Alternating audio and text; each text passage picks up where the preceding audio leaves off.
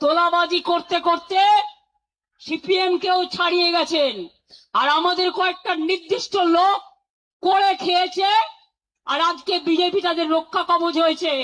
আমি তাদের বলে রাখি, পাড়ার লোকেরা আপনাদের বেরোতে দিচ্ছে না, পুলিশ নিয়ে ঘুরতে হচ্ছে। আমার কিন্তু কোনো সিকিউরিটি নেই, আমি একা, আপনার আমার সিকিউরিটি। অভিষেকের কোনো সিকিউরিটি নেই, আমরা কিন্তু একা। আজকে আপনারা কেসকে ভয় পাচ্ছেন, তাহলে অভিষেকের বিরুদ্ধে কত কেস হয়েছে? 400 কেস। ওরা তো ভয় পাচ্ছে না, কারণ ওরা জানে এটা অসম্মান করবার, এটা ভয় দেখানো।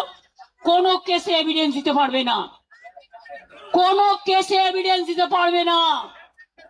প্রথমে বলছে থানায় এসো, তারপরে বলছে একজনকে দিয়ে এফআইআর করে নাও। এতদিন তারা সাধু ছিলেন, যদি তোমার কমপ্লেন থাকে এতদিন কেন এফআইআর করনি? হঠাৎ আজকে রাতের অন্ধকারে তোমাকে এফআইআর করাতে হচ্ছে পুলিশ?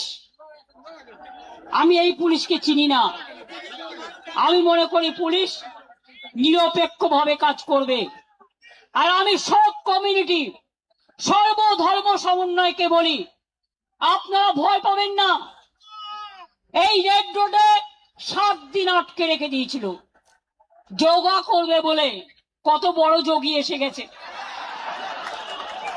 আর ঈদের নামাজ পড়তে দেওয়া হয়নি, পারমিশন ক্যান্সেল।